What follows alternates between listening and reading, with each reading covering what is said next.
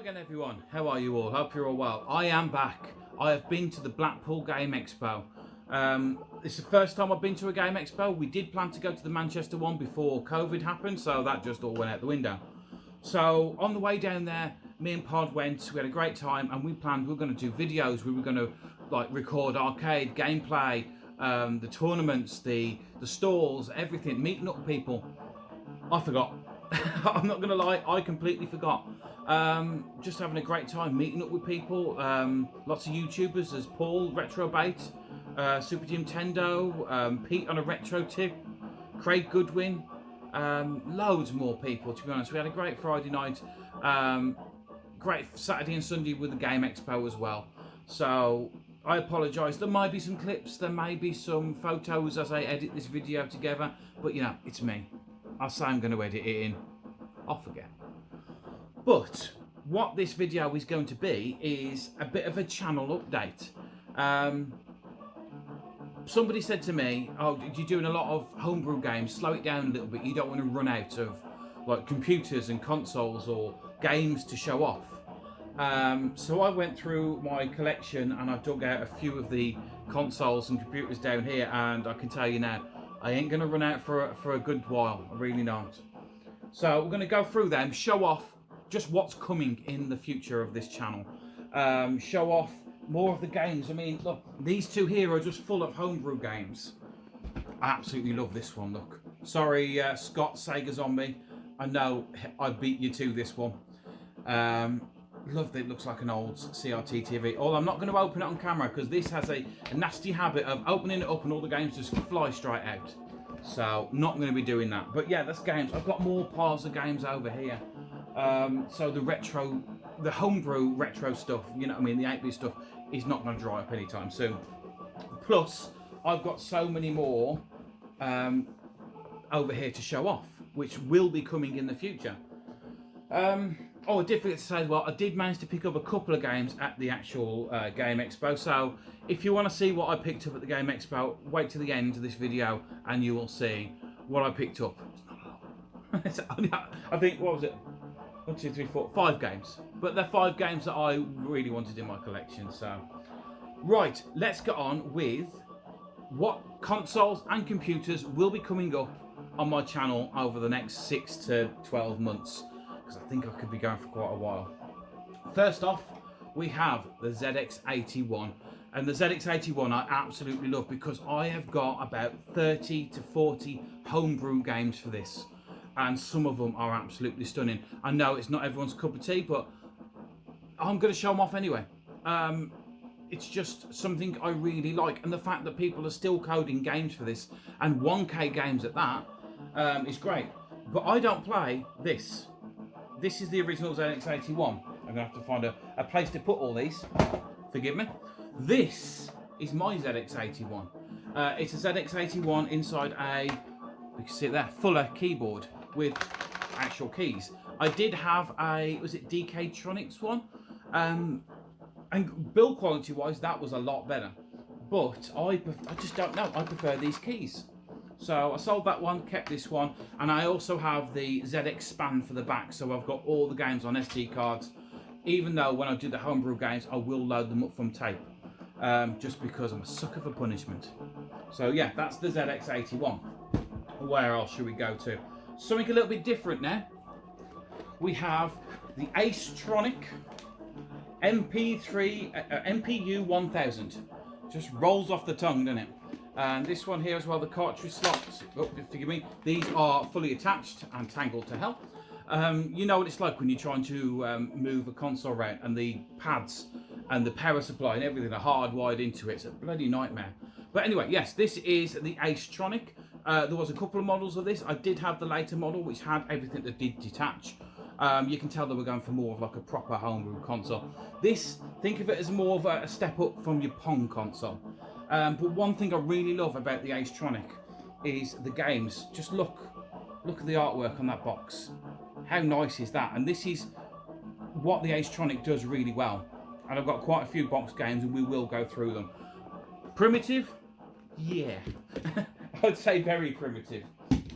And if we're talking about primitive consoles as well, I apologise, the box of this one is absolutely knackered, but I need to show it off anyway. And it's the Grandstand Video Sports Centre.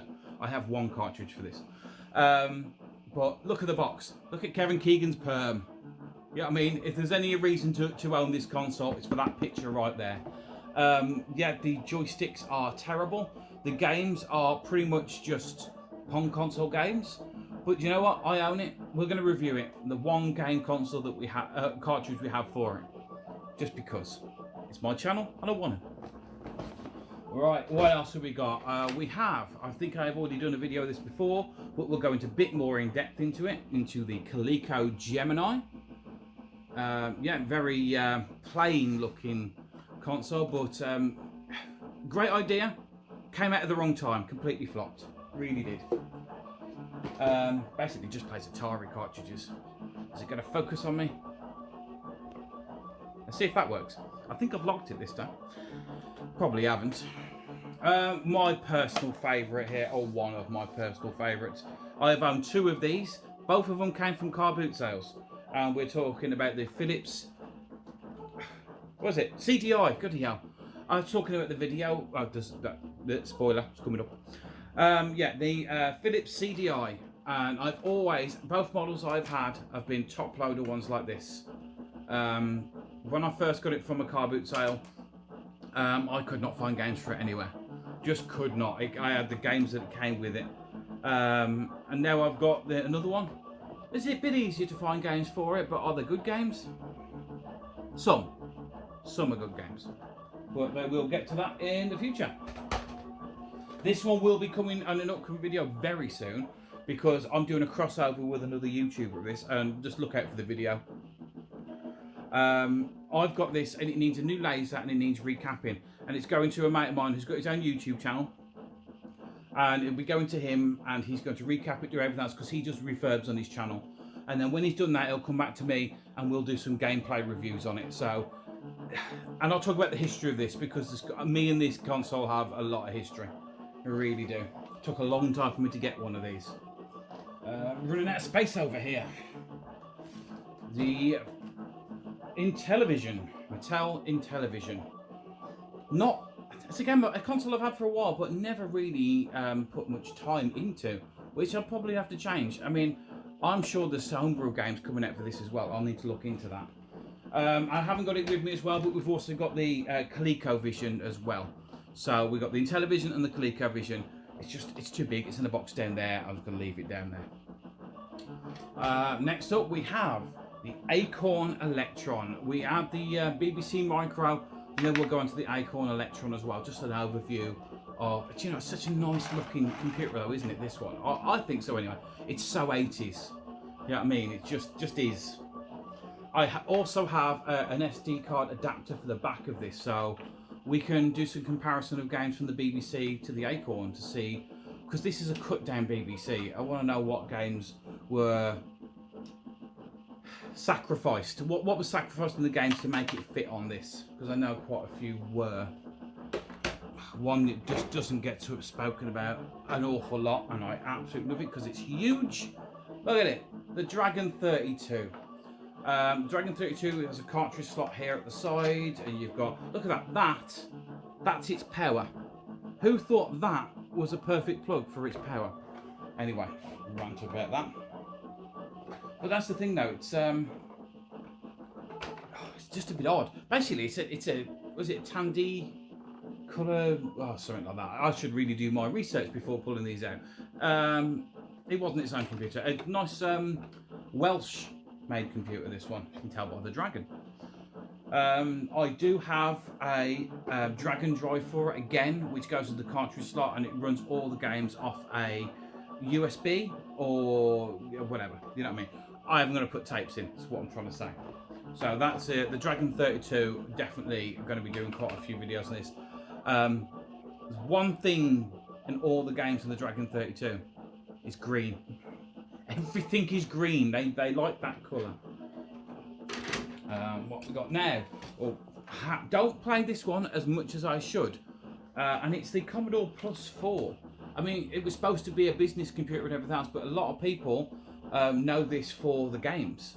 And again, my div MMC will plug into this and I can load the games from that. It's a running theme me for this is I like to find new ways to play old hardware. I like the old hardware, I really do. I love actually having the physical console, computer, whatever.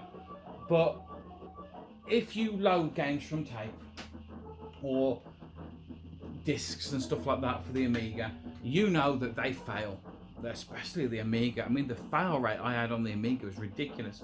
So to get these up and running, but using new like adapters or, you know what I mean, to load them and quickly as well, I think is great. So yeah, that is the Plus 4. We'll definitely have to do a video on that. And I think this is the last one for now. Is this one bigger? I don't know. I think the Dragon 32 is just a little bit bigger. We have the Philips VideoPack G7000. And I like this. I really do. There's an awful lot of history with this. Like the games that were made for it were made by and coded by one person for a very long period of time. It's got so many different redesigns, upgrades. There was even 2 models that came with a CRT monitor built in. God, I'd love to get one of those. I can dream though, can't I? I can dream. This has one of my favourite games of all times on it called Killer Bees. And how Killer Bees never made it into the arcades as an actual standalone cabinet, I'll never know, because it's addictive. It really is. I'll save that for when I actually get to this. And yeah, it does have BASIC in and it does have a keyboard. I mean, look, it's a membrane keyboard. It actually makes the ZX81 seem quite good, because this one's even worse. It's got like no texture or no nothing. Feels like just hitting the plastic.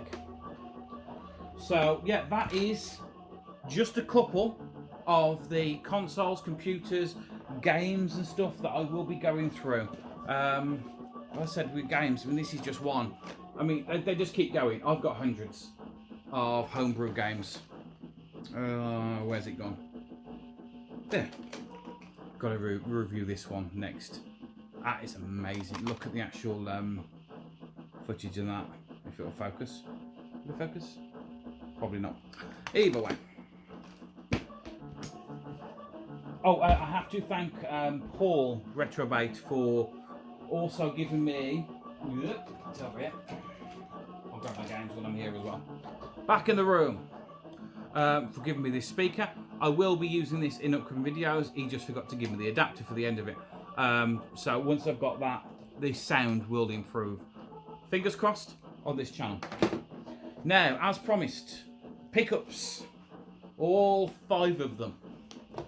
But 5 that I wanted, to be honest.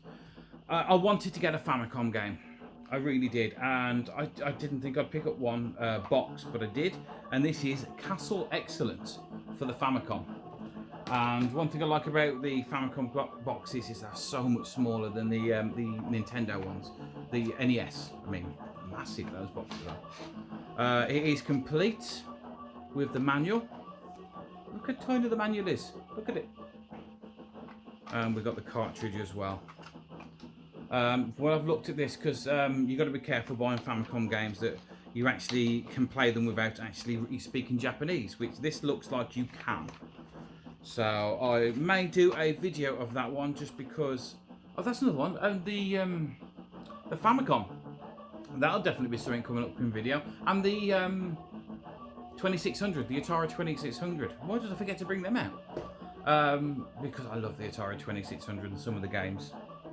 What did I see earlier? Oh, I'll find it another day. There's a cartridge which is like you've got 2 games on each side. And I'm going off topic again, as usual. Right, GameCube games now, because you know I had to pick up some GameCube games because it's just what I go for. And this is King Arthur. I looked at the gameplay footage of this and it looked quite good. It's made by Konami. And it's one that I didn't have. No, the screenshots are too small on the back to even attempt to show you. It is complete with the manual, so that's one. Then we got Dead to Rights, and this one looks really quite interesting. Apparently, it's got some quite gory bits in it. I've looked at the intro, and one of the bosses says, I look forward to shooting your brain meat all over the floor. Brain meat. Any game that starts with brain meat, it's going to be a good game, eh? What is it? It is also complete with manual. I think all these are, to be honest. Hide and Sneak. Don't judge me. I needed it for the collection. I have looked at it though, and it feels like Metal Gear Solid for Disney. That's how it feels. I don't know, it may be crap. I'm going to be doing some game reviews with Pod, and we're going to be reviewing Disney games because we did the Disney basketball. I need to get the Disney skateboarding game before we do the next one. And Meda Bots Infinity. I may have said that wrong, but that's how I'm going to pronounce it anyway. And it's this one here. I actually saw this in CEX the day before I went to the Game Expo, and it was like £40–45. So when I was flicking through the shop store at the Game Expo, and this was there for £21, damn right I snapped it up. You'd be a fool not to with GameCube games if you see them cheaper, because every time I have thought, oh, I'll get it another time, the price doubles. You know what I mean? So if you don't know, with GameCube games, they just completely keep going up in the air. Up and up and up. So yeah, that's it. We have plenty to be getting on with. Leave in the comments below, because I have no clue what order I'm going to be reviewing these in. From all what I've shown now, what would you like to see me review next? What console? What computer? I definitely, personally want to do this one. Look at the size of it. The worst thing is, it's pretty much hollow. There's not a lot going on inside there.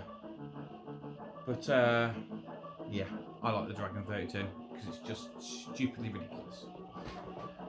Right, that's enough from me. Thank you for tuning. Just thanks again for all the support. Thanks for everyone I met at the Game Expo. If you like what you see here, please subscribe, like the channel, put the bell on, you know, all that waffle at the end.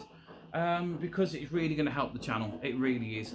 I'm looking to grow the channel. I'm looking to just share my passion with what I have and get it out there to as many people as possible. So if this is your thing, yeah, feel free. If it's not, you know, go to somebody else.